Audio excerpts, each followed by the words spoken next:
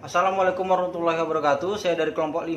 Saya dan kawan-kawan akan menjelaskan hasil dari diskusi kami yang berjudul Komunikasi dan Negosiasi Bisnis.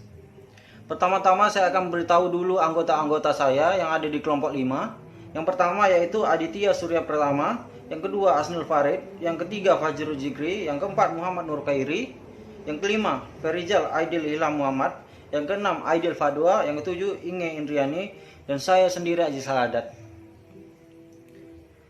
Komunikasi intrapersonal atau komunikasi intrapribadi secara harfiah dapat diartikan sebagai komunikasi dengan diri sendiri. Hal ini menyangkut proses di saat diri menerima stimuli dan lingkungan untuk kemudian melakukan proses internalisasi.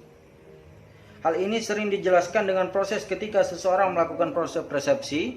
Yang belum tahu, proses persepsi yaitu proses ketika seseorang. Komunikasi interpersonal. Secara umum, komunikasi antar pribadi dapat diartikan sebagai proses pertukaran makna orang-orang yang saling berkomunikasi. Pertama, KAP dimulai dengan diri pribadi atau self. Berbagai persepsi komunikasi yang menyangkut pengamatan dan pemahaman berangkat dari diri sendiri.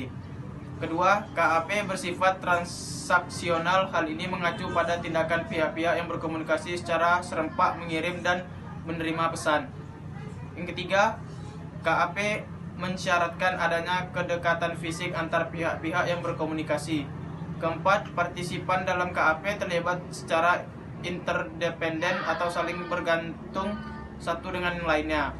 Komunikasi kelompok. Secara umum, komunikasi kelompok dapat diartikan sebagai interaksi tatap muka dari 3 atau lebih individu guna memperoleh maksud dan tujuan yang dikehendaki, seperti berbagai informasi, pemecahan masalah, sehingga membutuhkan karakteristik pribadi masing-masing anggotanya.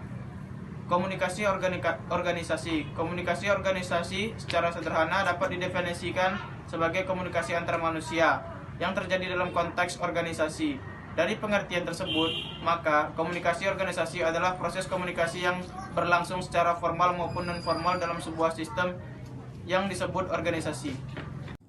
Komunikasi massa, suatu proses di mana organisasi media memproduksi dan menyebarkan pesan kepada publik secara luas. Di sisi lain, komunikasi massa juga diartikan sebagai proses komunikasi di mana pesan dari media dicari, digunakan, dan dikonsumsi oleh audiens. Dari batasan singkat tersebut, kita dapat melihat bahwasanya karakteristik utama komunikasi massa adalah adanya media massa sebagai alat dalam penyebaran pesannya. Pengertian komunikasi: proses pertukaran informasi di antara individu melalui suatu sistem yang lazim, baik dengan simbol-simbol, sinyal-sinyal, maupun perilaku atau tindakan. Komunikasi bisnis. Komunikasi bisnis adalah komunikasi yang digunakan di dalam dua bisnis, yaitu mencakup berbagai macam bentuk komunikasi, baik komunikasi verbal maupun non-verbal, untuk mencapai tujuan tertentu. Proposal bisnis. Apa itu proposal bisnis?